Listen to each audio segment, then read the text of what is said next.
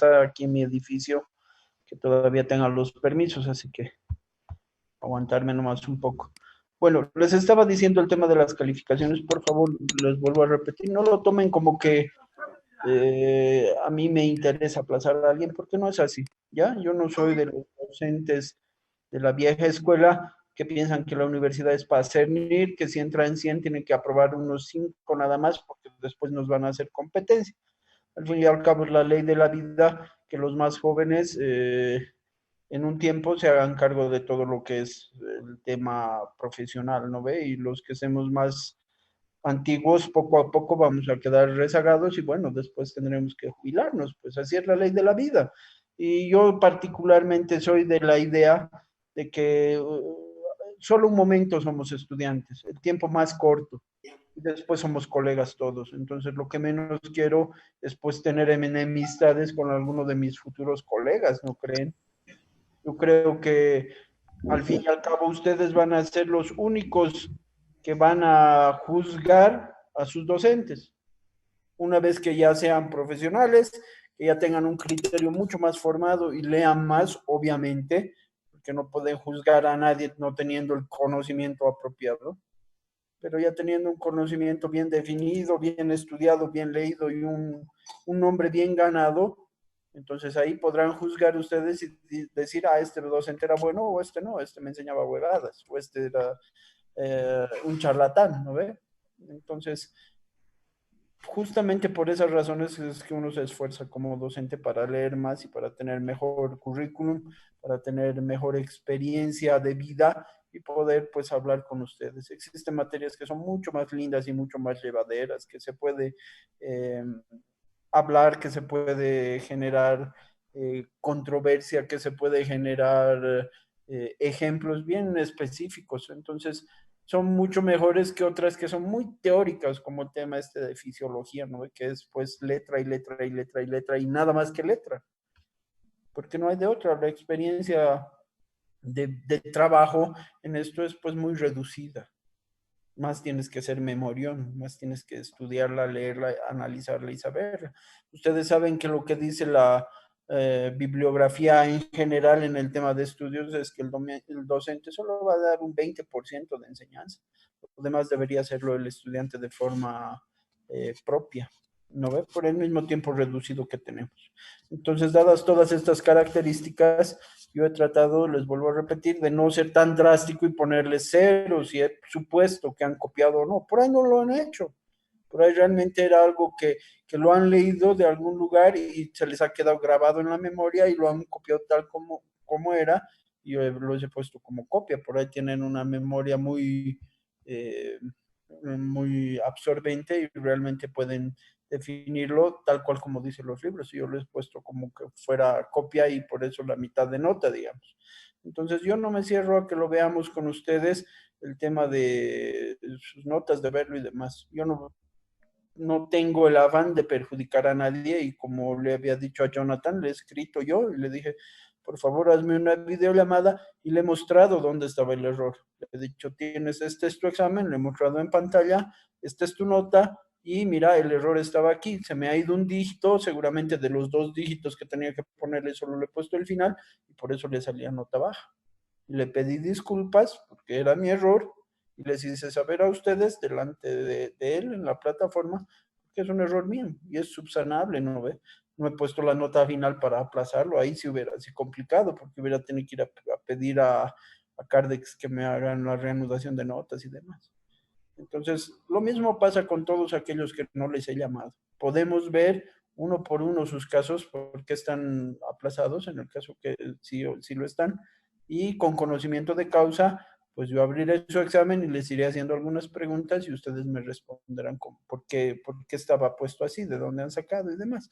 Y de acuerdo a eso, vemos si es que se tiene que cambiar la nota para arriba, se la hace sin problema.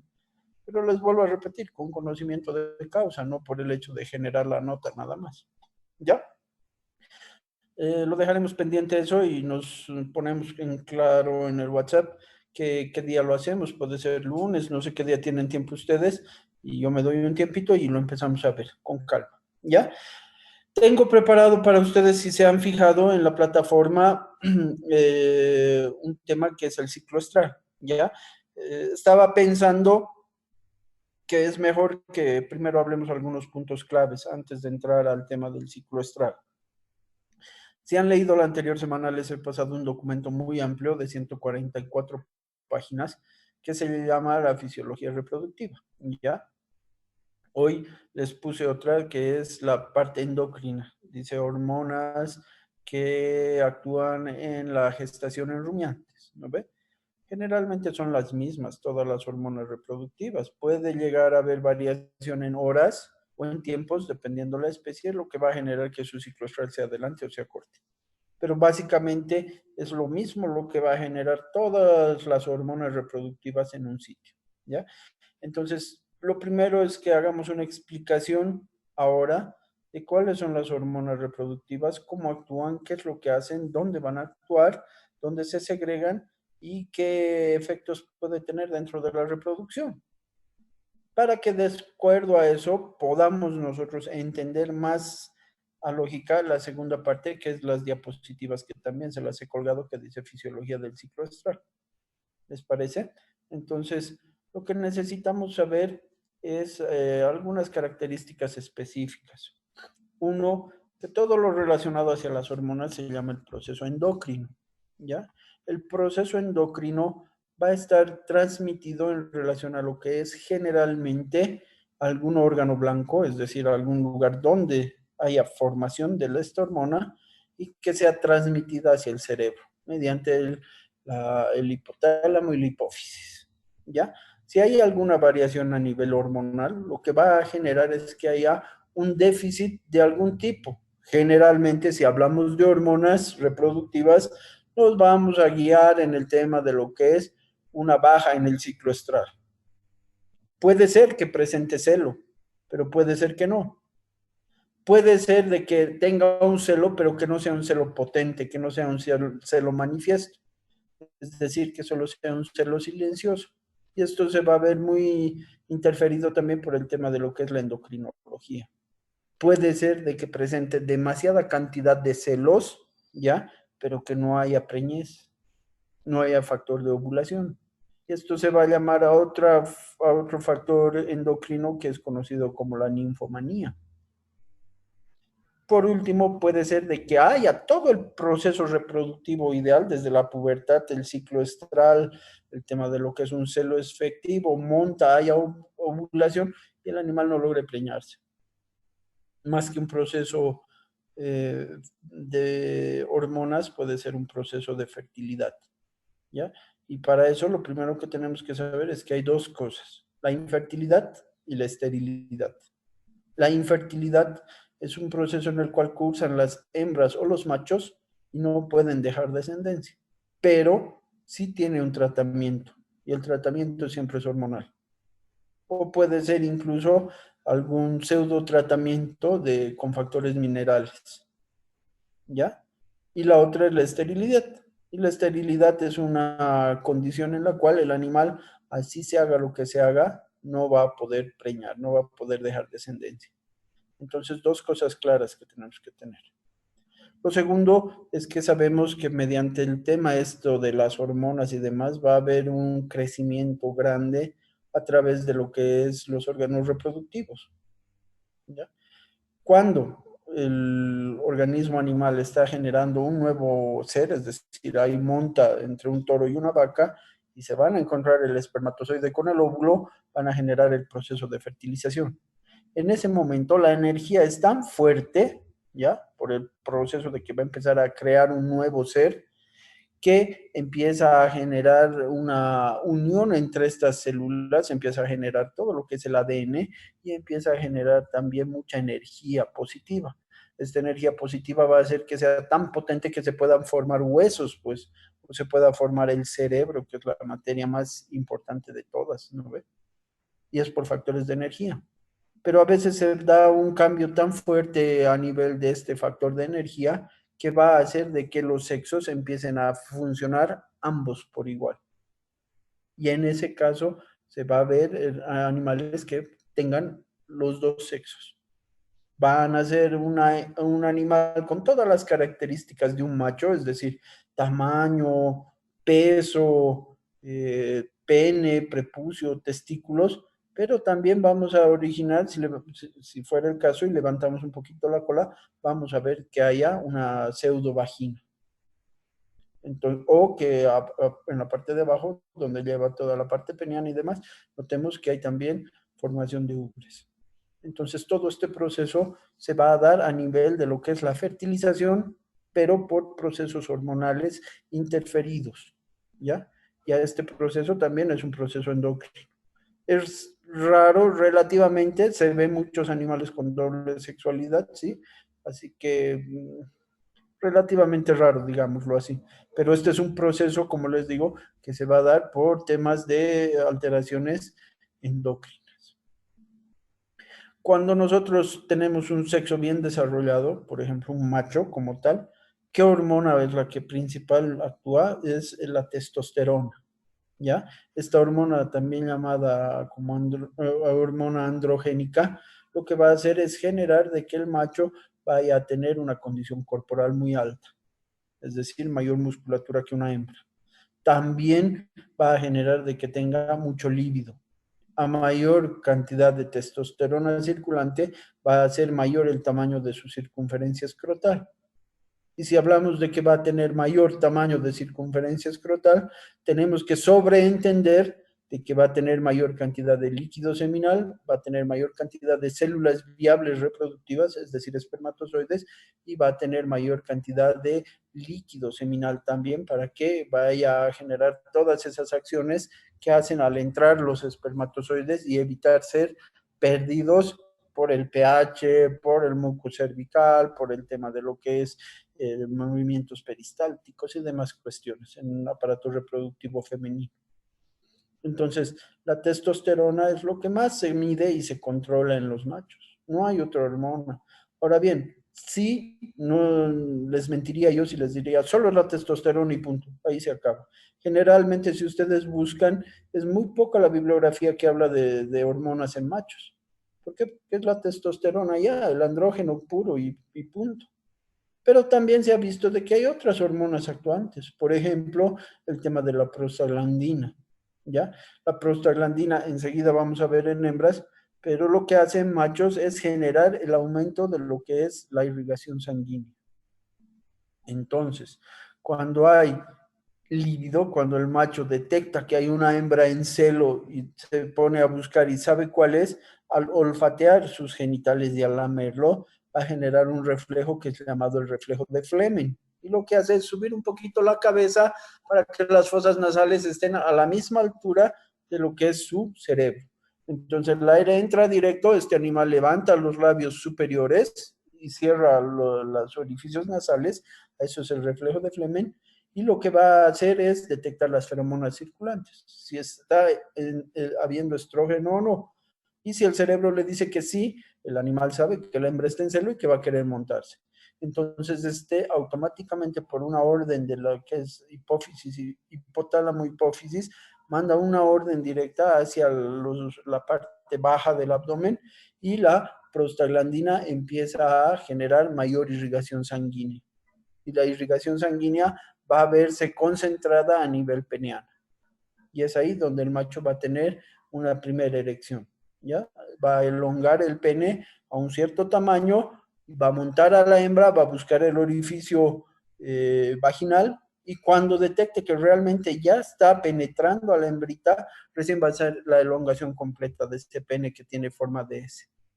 Y en ese momento, cuando se llama golpe de riñón, que es muy obvio porque la hembra arquea el cuerpo como si tuviera dolor, es cuando el macho genera la eyaculación. ¿Ya? Ese es el problema, el tema reproductivo en machos. En hembras es mucho más complejo. ¿Por qué razón? Porque tenemos que hablar de que tiene que haber, lo primero, una pubertad. Una vez que va a iniciar la pubertad, sabemos que va a haber ciclos estrales que van a ser intermitentes.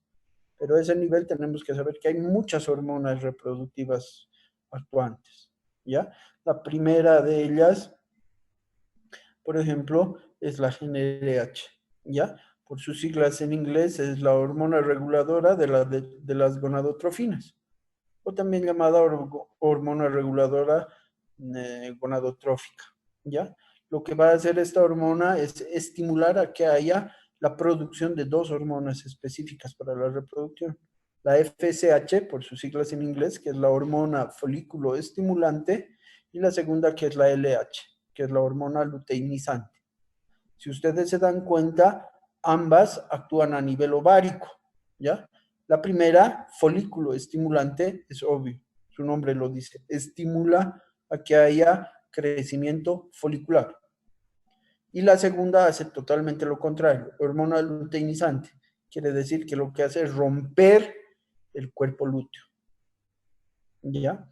Para que nos entendamos bien qué quiere decir esto, el ovario como tal va a tener una formación específica en su cuerpo y va a tener muchas pequeñas puntuaciones, muchas pequeñas estructuras dentro de su ovario. Estas pequeñas estructuras son llamadas folículos. Y los folículos, mientras más grandes se vayan haciendo, van a ir generando un tamaño más alto, más grande, perdón, y se van a llamar folículos primarios, secundarios, folículos maduros. Y al último, el último folículo, el más grande de todos, va a emerger a la superficie del ovario en una punta, en una parte de ella, y va a tener una cabecita, una protuberancia. Y esto es llamado el cuerpo lúteo. Entonces, el futuro cuerpo lúteo va a ser el segundo folículo más grande o el segundo folículo más maduro. Lo que hace la FSH es estimular a que estas pequeñas protuberancias vayan creciendo, folículo estimulante. Y una vez que ha crecido ese cuerpo lúteo y ya está ahí, lo va a mantener. Eso es lo que hace la FSH. En cambio, la LH lo que hace es romper ese cuerpo lúteo para que sea expulsado ese cuerpo amarillo y salga el óvulo. ¿Ya? Después de esas tres hormonas, existen otras. Por ejemplo, la prostaglandina que les decía. Y la prostaglandina va a ser la hormona que se genera a nivel de todo el tracto uterino. En el útero es donde se genera esta hormona. ¿Qué es lo que va a hacer? Va a ayudar también a que haya ruptura de cuerpo lúteo, ¿ya? Ayuda a que haya irrigación sanguínea también. Ayuda a factores de luteólisis, ¿ya? Y se ha determinado también de que esta hormona, la prostaglandina, va a ayudar al momento del parto. Cuando hay ya un ciclo estral bien definido y hay proceso de monta entre entrar al estro y al metaestro, esta hormona también actúa ahí. En el momento del parto, una vez que ya ha habido gestación y ha crecido mucho, actúa esta hormona de igual forma. Incluso puede actuar de forma irrelevante si nosotros aplicamos en algunas especies la progesterona, la prostaglandina, perdón, F2 alfa de forma sintética. Aplicamos intramuscular, lo que vamos a hacer es que haya aborto. ¿Ya? Entonces tiene varias opciones de uso y de actitud de esta hormona. En el tema de aborto, como les decía, solamente tienen que ser aplicables en especies a las cuales la placenta sea reaccionaria hacia la prostaglandina, no se aplique en cualquiera, porque lo que podemos hacer más bien es una fijación total de la placenta y vamos a tener peores resultados de lo que esperábamos. Ahí sí vamos a tener que hacer una cesárea, un legrado, y es bastante complicado. ¿Ya? Después de eso tenemos que saber que existen otras hormonas reproductivas. Por ejemplo, está la oxitocina, está la prolactina, está la relaxina. Estas hormonas son encargadas de actuar cuando hay parto. Se sabe que una u otra entre estas tres se estimulan y lo que van a generar al estimularse entre ellas es hacer de que haya relajación del cuerpo uterino, de que los cuernos uterinos se vayan soltando, vayan generando una elongación un poco más amplia y que todo el aparato reproductor se empiece a abrir, empezando del cérvix, el cuello uterino y las caderas. Entonces sea la fase expulsativa más notoria y la prolactina va a ayudar a que haya descenso de leche. Esas tres generalmente actúan a nivel de lo que es parto. pero no solamente ahí. En algunos casos, en el ciclo estral, por ejemplo, la oxitocina actúa también. Enseguida vamos a ver cómo, ¿ya? Por último, están también otras hormonas que son más propias, si son reproductivas también, más propias de formación a nivel ovárico, ¿ya? Y dentro de ellas está el estrógeno, está la progesterona y, bueno, la relaxina que la acabamos de hablar. El estrógeno es la hormona principal en la reproducción. ¿Por qué? Porque es la que va a generar que inicie un ciclo estral. También es importante porque es la que va a generar que haya apetito sexual. Sin el estrógeno no hubiera la probabilidad de que inicie la fase de estro o la fase de calor, como se llama. Y la progesterona es la hormona encargada de mantener ese cuerpo lúteo antes de que se reviente y haya proceso de ovulación, es decir, que mantiene todo el ciclo estral de los días que sea, en la especie que sea, y también va a ser la encargada de mantener la gestación. Todo animal que ha empezado con un ciclo estral, que ha tenido monta y ha habido fertilización a ese nivel, va a generar que haya gestación. Y todas las hormonas descienden y la única que se va a mantener alta es la progesterona. Para que ustedes sepan, toda hormona que está alta hace que las demás desciendan. No hay dos o tres hormonas actuando en un pico máximo en etapa reproductiva. Siempre tiene que haber una un poco más que otra. Puede ser que esta, cualquiera sea, que está tan alta, empiece a decaer y esta otra esté subiendo. Entonces se encuentran en un nivel alto, pero no están las dos a este nivel, no están a este nivel. Siempre una está más alta que otra. En lo que esta decae, esta asciende. En lo que esta va a decaer, otra va a ascender. Siempre es eso. ¿Ya? No hay hormonas que mantengan siempre una actitud amplia, un mecanismo de acción elevado en los niveles de sangre para que así se mantenga un equilibrio, empezando del ciclo estral. Si nosotros hacemos pruebas de sangre para comprobar gestación en personas, les hablo, si alguna señorita supone que está embarazada, va a ir y se va a hacer una pruebita de sangre. Y lo que va a detectar es el nivel de progesterona circulante. Punto, ahí se acaba. ¿Ya? Entonces, las hormonas reproductivas tienen por característica de actuar en relación a las fases en las cuales esté el ciclo estral de forma evolutiva. No puede haber la probabilidad de que esté actuando, por decirles, entre el metaestro y el diestro, que es la fase terminal, y suba el estrógeno. ¿Por qué razón? Porque el estrógeno lo que va a generar es ciclo estral, deseo, apetito sexual. Entonces, si ya horas o días antes ha pasado esto, no puede volver a subir el estrógeno, porque lo que estaríamos haciendo es que vuelva a iniciarse toda la fase. Entonces, cuando ocurren estas cosas, es porque hay, lo que habíamos hablado hace unos minutos, una deficiencia endocrina. Hay una alteración endocrina y el ciclo estral se corta. Por lo tanto, no va a haber probabilidades de fertilidad. ¿Ya? Eso tienen que tenerlo en cuenta y en memoria siempre. Existe una, ya hablando un poco más, saliéndonos un poquito del tema, unos minutitos, existe una marcada, eh, un cuadro, o es un triángulo en este caso, pero representado en un cuadro, de las diferencias específicas por las que se va a generar el tema de abortos, ¿ya? Y nos dice que este cuadro, esta parte triangular, nos dice que la primera fase, que va a tener una cantidad excesiva de abortos, casi un 75%, se lo va a realizar en las primeras fases reproductivas.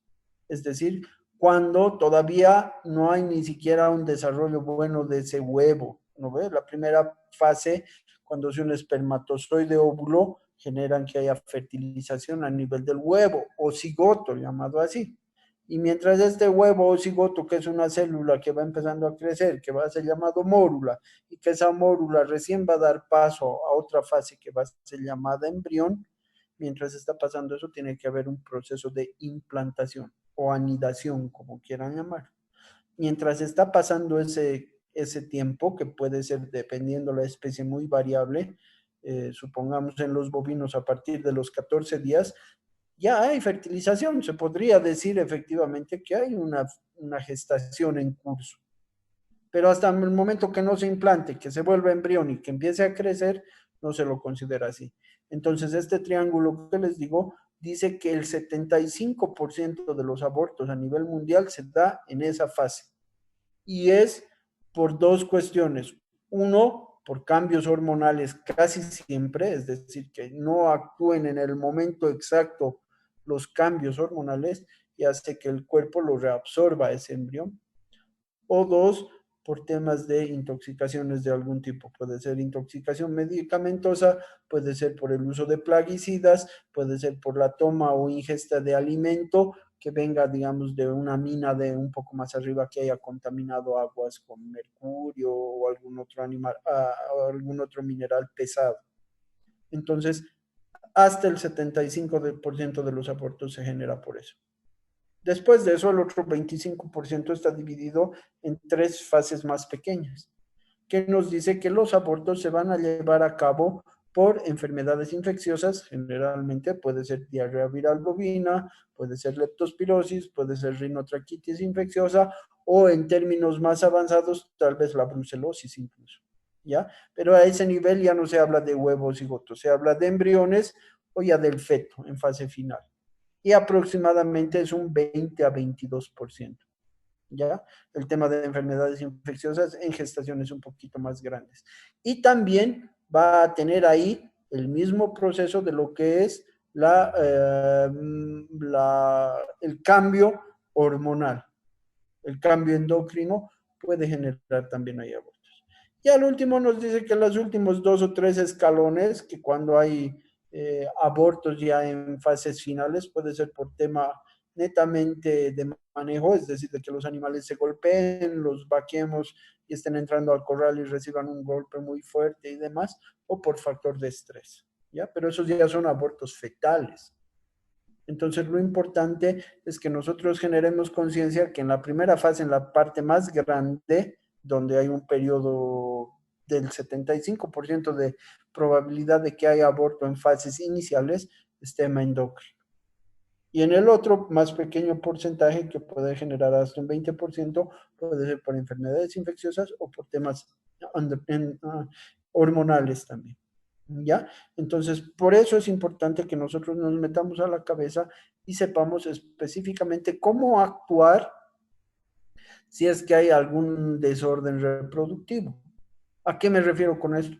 Cuando ustedes inicien un programa de sincronización de celo en animales, van a hacer todo su tratamiento desde el día 0 hasta el día 10, haciendo la aplicación de dispositivos, haciendo la aplicación de hormonas, haciendo la aplicación de superovulatorios para el momento en que la hembra esté en celo y pueda ser inseminada. Si esa inseminación va a ser productiva, ustedes van a ver que en 42 días al meter la mano va a estar positivo y la gestación va a seguir.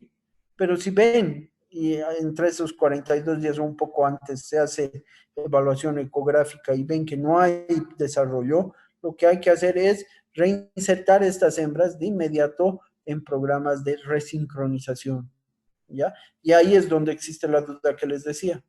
Puede ser que nos haya fallado la visual o hayamos generado un mal movimiento en el ecógrafo y no nos haya determinado la bolsa del saco, del saco vitelino en el fetito.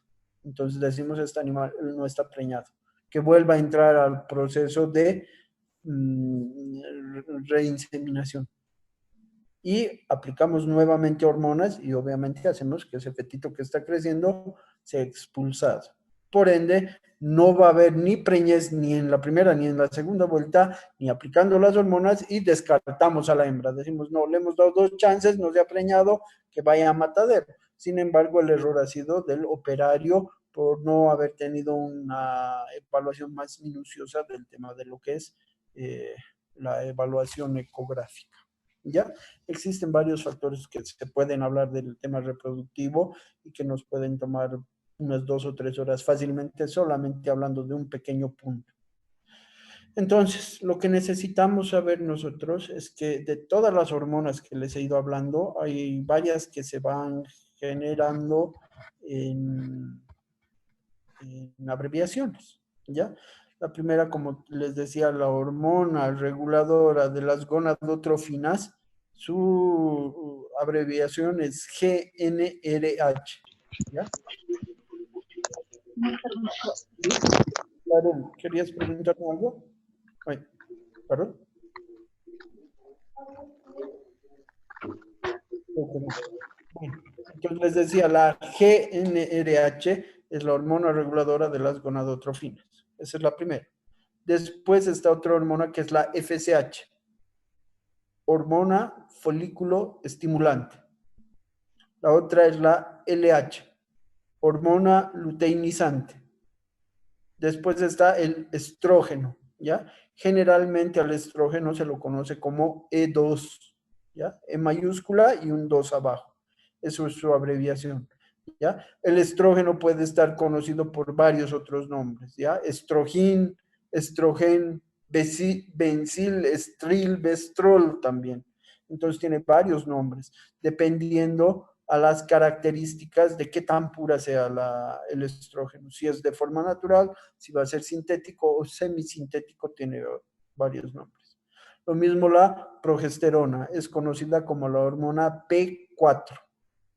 La prostaglandina F2-alfa se abrevia PF2 y el signo de alfa, ¿no ve? Y también está la SG, por ejemplo, gonadotrofina coriónica equina. Esta es una hormona que principalmente se ha visto que tiene mayor observancia, mayor desarrollo a nivel de lo que es las hembras equinas. Lo que generan es procesos de ovulación, al igual que la PMCG, ¿ya? Por sus siglas en inglés, quiere decir gonadotrofina sérica de la yegua preñada. Y viendo que ha dado tan buen resultado en equinos, se ha hecho un homólogo sintético que se hace la aplicación en bovinos, se hace la aplicación en programas de sincronización de celo para aumentar los índices ovulatorios. Es decir, para generar mayor certeza a que haya una consolidación a nivel de lo que es la preñez. ¿Ya? En humanos está la HCG, por ejemplo, gonadotrofina coriónica humana. ¿Ya? Esa es la que produce el cuerpo de las mujeres. Se ha intentado hacer sintéticos de esto, pero lastimosamente es muy caro. Solamente se utilizan estos sintéticos para cuando hablamos de inseminación artificial en lo que es mujeres, cuando se hace programas de reproducción asistida en humanos, porque es económicamente muy caro. En bovinos no vale la pena realmente hacerlo. ¿Ya? Creo que eso es todo en relación a las hormonas reproductivas. Tal vez me estoy olvidando de algunas que no tienen eh, algún tipo de sinonimia o algún tipo de reducción en el nombre. Les vuelvo a repetir, aparte de las que les dije, está la oxitocina, está la relaxina, está la prolactina. ¿Ya? Entonces, eso es un primer vistazo de lo que necesitamos hablar de lo que va a ser el ciclo estral. Ahí están todas. Está una hormona más que me he olvidado nombrarles, pero se las digo ahora, que es la inhibina, ¿ya? Y la inhibina es una hormona que se segrega en 2 sitios específicos. A nivel de los machos está en las células de Sertoli en los testículos. Y a nivel de las hembras se genera a nivel de lo que es el útero. ¿Ya? Y lo que va a hacer es hacer el proceso, contrarrestar el proceso de lo que hace la FSH, es decir, la hormona folículo estimulante. Evita que la hormona folículo estimulante genere su proceso, por lo tanto no va a haber factor de crecimiento a nivel folicular, no va a haber factor de crecimiento a nivel de cuerpo lúteo y no va a haber proceso ovulatorio. Eso hace la inhibina, ¿ya? Por último, y antes que me olvide, también es bueno que sepan ustedes que a nivel de todo este tema reproductivo que hemos hablado, el ovario va a tener dos características. Uno, como ven ahí, les decía, los folículos. Y dos, el cuerpo lúteo, que es la forma terminada ya. Entonces, existen patologías reproductivas que son llamados los quistes, ¿ya? Y puede haber quiste luteal, es decir, que se vaya a la parte de arriba, de donde está el cuerpo lúteo, y lo encapsule y se forme ahí la protuberancia, evitando así de que haya proceso ovulatorio, de que haya rompimiento de cuerpo lúteo y salga el óvulo expulsado. Entonces, cuando hay totalmente un ciclo de celo específico, la hembra entra en celo, llama al macho, montan y todo bien, pero no hay fertilidad, puede ser un factor el tema del quiste folicular, el quiste luteal, perdón. Entonces es ideal hacer una evaluación reproductiva, contacto a nivel de lo que es el ovario y ver si realmente hay esto. Es fácil darse cuenta si es quiste a nivel de cuerpo lúteo o quiste luteal, porque solo es uno, de gran tamaño, sobre alguna parte de todo el hemisferio de lo que es el ovario, se encuentra este quiste endurecido. Entonces, contacto se puede dar cuenta. Si son quistes foliculares, lo que van a hacer es tener mayor cantidad, son varios, como si fueran racimos de uvas y están a un costado. También son notorios al tacto. Entonces, para cualquiera de estos dos tipos de quistes, para corregir este tipo de patología, lo que se hace es la aplicación de hormonas también, ¿ya? Y para esto, pues dependiendo cuál tipo de quiste sea, va a estar ahí la prostaglandina o estará la GnRH. Entonces, cada problema patológico va a tener también una solución en la mayor parte de las posibilidades de origen hormonal también. Es importante que ustedes sepan de que cuando se habla de tratamientos hormonales, tiene que ser preciso y al punto. ¿Qué hormona vamos a poner y en qué cantidad? ¿Ya? Con hormonas no hay tutía de aumentar un poquito la dosis para que genere un mejor efecto, o haré la prueba a ver qué pasa con esto. No hay tal. En hormonas podemos crear serios problemas a la salud o generar de que si se da una gestación, en el caso este, generemos animales con serias aberraciones de forma anatómica y fisiológica. Es decir, genera problemas muy notorios a la salud del feto. ¿Ya? Las hormonas casi siempre van a generar procesos indeseados a nivel reproductivo. No es bueno jugar con hormonas. ¿Ya? Y por último, si alguna vez tienen la posibilidad de trabajar con hormonas, las señoritas específicamente, cuando hacen tema de manipulación de la progesterona, traten de no manipularla con las manos, siempre pónganse un guantecito. En algunos casos es muy asimilable mediante la piel, se absorbe por la piel. Y como habíamos dicho, la progesterona mantiene el cuerpo lúteo, por lo tanto va a dar falsos casos de que haya proceso gestacional. Alguna vez he visto que algunas colegas que lo han manipulado así nomás han tenido retrasos en su periodo. Estaban asustadas y decían, pues, si no he tenido relaciones sexuales, ¿cómo puedo quedar embarazada? Y resulta que ha habido asimilación por piel de esta hormona. Después de unos 2 o 3 meses recién empieza a regularizar un poco el tema del ciclo estral. Entonces es importante que ustedes como profesionales médicos siempre sepan cuál es el modo de actuar de las hormonas para así evitar cualquier tipo de problema. ¿Ya? Nos estamos quedando sin tiempo. Si tienen alguna duda, por favor, háganme saber al WhatsApp y mándenme la pregunta y yo inmediatamente contesto la respuesta para que todos quedamos claros con esto.